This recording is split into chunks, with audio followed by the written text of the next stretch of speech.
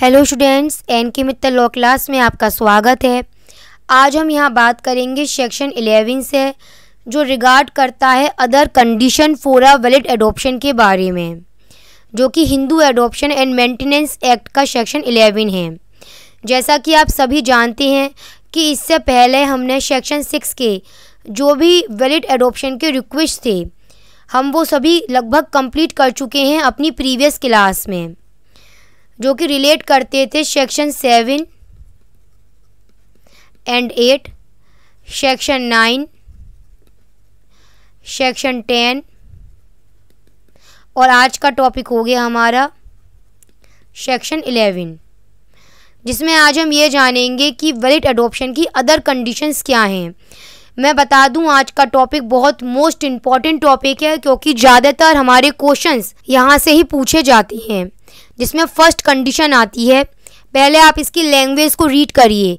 In every adoption the following condition must be complied. क्या लिखा हुआ है कि ये जो कंडीशन अब हम जानेंगे, इनको फुलफिल होना बहुत ज़रूरी है।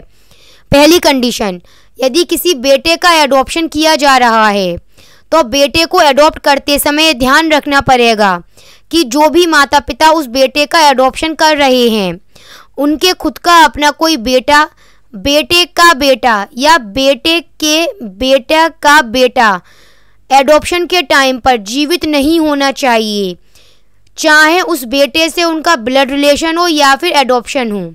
ये वाली बात आपको इसमें सबसे ज़्यादा ध्यान रखने वाली है कि जब किसी बेटे को एडॉप्शन में लिया जाएगा तो कौन सा पॉइंट याद रखना है हमें ये वाला पॉइंट याद रखना बहुत ज़रूरी है। नेक्स्ट पॉइंट, सेकंड कंडीशन, अगर किसी बेटी को एडॉप्ट किया जा रहा है तो जो माता पिता बेटी को डॉटर को एडॉप्ट कर रहे हैं, तो एडॉप्शन के टाइम पर उनकी कोई हिंदू बेटी या बेटे की बेटी उस टाइम पर जीवित नहीं होनी चाहिए।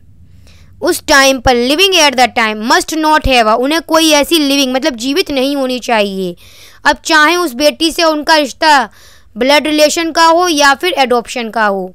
इस सेकंड पॉइंट में ध्यान रखने वाली बात भी यही आती है कि बेटी को एडॉप्ट करते समय किस बारे में ध्यान रखना बहुत ज़रूरी है, तो इन दो पॉइंट्स को ध्यान रखना बहुत ज़रूरी है। तीसरी कंडीशन, अगर किसी मेल पर्सन के द्वारा किसी फीमेल को एडॉप्ट किया जाता है, तब भी वहाँ पर क्या कंडीशन एराइज होगी, यह भी पूछा जाता है। यहाँ पर क्वेश्चन पूछा जाता है कि अगर किसी मेल पर्सन के द्वारा किसी फीमेल को एडॉप्ट किया जा रहा है, तब वहाँ पर उनके बीच में कम से कम कितना ईयर गैप होना चाहिए।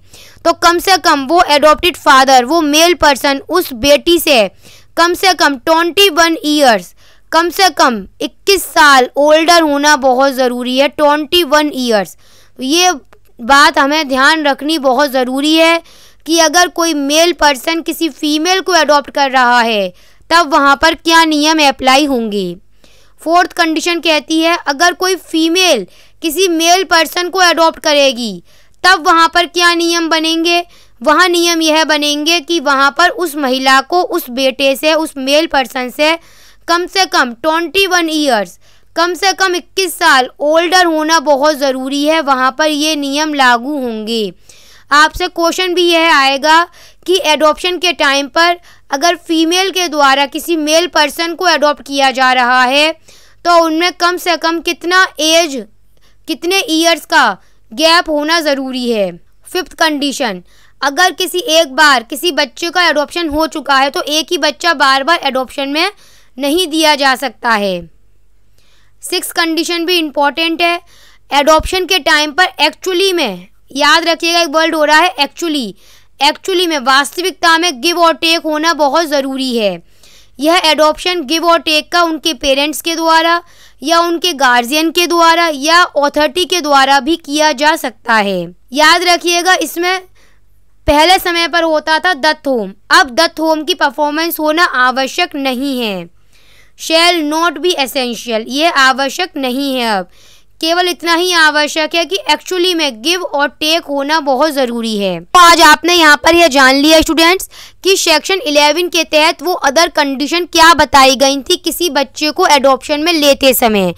एक बार फिर रिपीट कर देते हैं, हमारा ही बेनिफिट है कि अगर किसी बेटे को एडॉप्शन में आप लेंगे तो आप किन पॉइंट्स को ध्यान रखेंगे, अगर आप किसी बेटी को एडॉप्शन में ले रहे हैं तब क्या ध्यान रखना होगा, अगर कोई मेल पर्सन किसी फीमेल को अडॉप्ट करेगा तो उनके बीच में कितना गैप ऑफ ईयर्स होगा, अगर फीमेल करेगी किसी मेल पर्सन को एडॉप्शन तो उनके बीच में कितना ईयर्स का गैप होगा।